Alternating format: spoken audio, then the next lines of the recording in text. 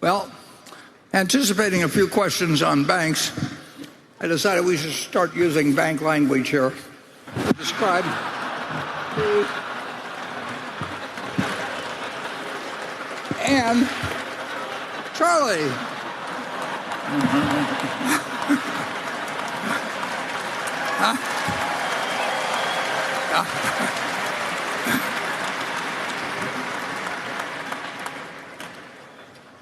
The situation in banking is very similar to what it's always been in banking, that fear is contagious, always. And historically, sometimes the fear was justified, and sometimes it wasn't. My dad lost his job in 1931 because of a bank run, and they had a bank run on state banks. And the head of the Omaha National Bank said, well, we're a national bank, and they didn't have a run on the national banks. And of course, they both faced the same problem. So it used to be that if you saw people lining up at a bank, the proper response was to get into the line. And you'd always leave it. And the story is that Sidney Weinberg of Goldman Sachs, during one of the great bank runs back in 1907 or thereabouts, had a job as a runner at Goldman Sachs and asked his boss if he could take the week off. And the boss said, sure, not much is going on anyway. So he got in line, whether it was the Knickerbocker Trust or wherever. And as he got toward the front of the line, he sold his place in line to somebody. He didn't have an account at the bank, but that was an asset. And the banking system has changed so much over the years, and we did something enormously sensible, in my view. When we set up the FDIC, as many as 2,000 banks had failed in 1 year back after World War I. I mean, bank runs were just part of the picture. And if you have people that are worried about whether their money is safe in the bank and all trying to withdraw it, you can't run an economy very well. So the FDIC was very logical. It's got changed over the years some. But here we are in 2023, and we actually see the FDIC pay off at 100 cents on the dollar to everybody, or make it available on all demand deposits. And yet you still have people very worried about their periodically, geographically, all kinds of crazy ways. And that just shouldn't happen. So the messaging has been very poor. It's been poor by the politicians, who sometimes have an interest in having it poor. It's been poor by the agencies, and I'd say it's been poor by the press. I mean, you shouldn't have so many people that misunderstand the fact that although there may be a debt ceiling, it's going to get changed. Although there's a $250,000 limit on FDIC, the FDIC and the U.S. government and the American public have no interest in having a bank fail and have deposits actually lost by people. We had a demonstration project the weekend of Silicon Valley Bank, and the public is still confused. So it's something to have a law that was passed in a law that became effective in 1934, although modified in some ways, not understood about something as important as the banking system. I don't think the American public is that dumb.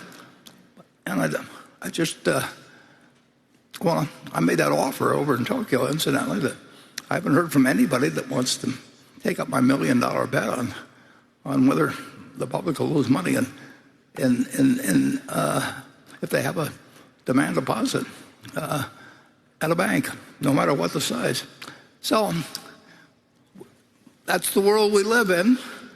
It means that a lighted match can turn into a conflagration, or it can be blown out. And who knows what will happen. And we don't have any worry. We keep our money in cash and treasury bills at Berkshire, because we keep 128 billion or whatever it was at the end of the quarter, and we want to be there if the banking system temporarily even gets stalled in some way. It shouldn't. I don't think it will, but I think it could. And I think that the incentives in bank regulation are so messed up, and so many people have an interest in having them messed up, that it's totally crazy. I mean, the Fannie Mae and Freddie Mac were doing 40 or so percent of the mortgage business in the United States. That is huge. They were regulated, just those two companies were regulated by some group, I forget what they called it, but they had 150 people that were in charge of just figuring out whether Freddie and Fannie were doing the right thing. Well, I could have done it. Charlie could have done it. And I'm not sure they needed an assistant even to do it. But the incentives were all wrong.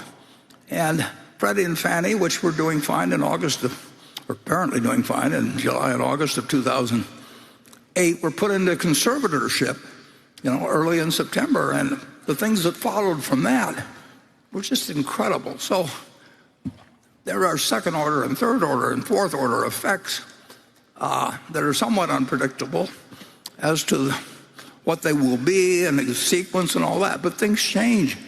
And if people think that deposits are sticky anymore, they're just living in a different era. You press a button. You don't have to get in a line and wait for days and have the teller counting out the money slowly in gold so that you hope the line goes away. You can have a run in a few seconds. So the way it hasn't been addressed properly is a problem, and who knows where it leads. But you'll have to have a punishment for the people that do the wrong thing.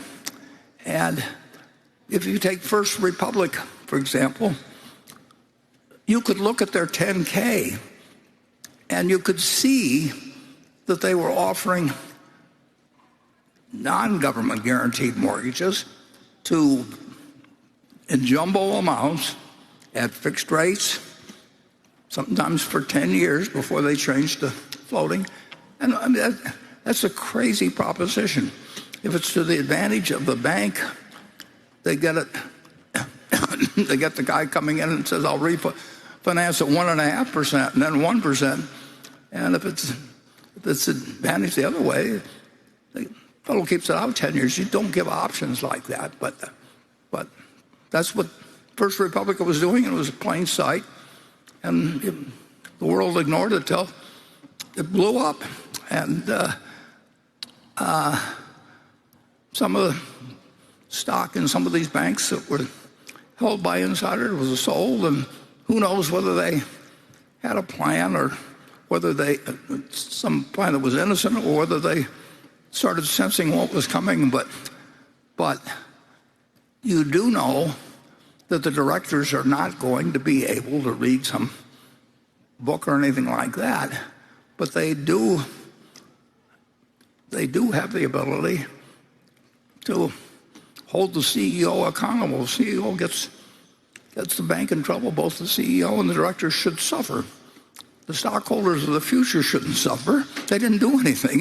It doesn't teach anybody any lessons or anything. It teaches the lesson is that if you run a bank and you screw it up, you're still a rich guy, and the clubs don't drop you, and the charity groups don't quit asking you to their benefits, and the world goes on. That is not a good lesson to teach people who are holding the behavior of the economy in their hands. So I think there's some work to be done, but I don't think it's not a difficult problem. It's just we've screwed up the answer and we screwed up the communication of it. Charlie?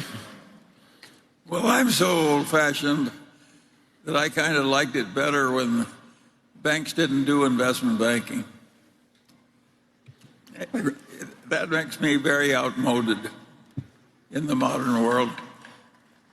And the country decided it was contrary to public interest for a while, and then then the banks wanted to get back into it. Did they ever? Yeah. No, I mean, I don't think having a bunch of bankers, all of them were trying to get rich, leads to good things. But I think a banker should be more like an engineer. He's more like into avoiding trouble than he is getting rich. yeah, and they could do fine. They can do fine that way. And I think we made a big mistake when we created a bank where everybody who joins it plans to get rich. Yeah. It's a contradiction in values.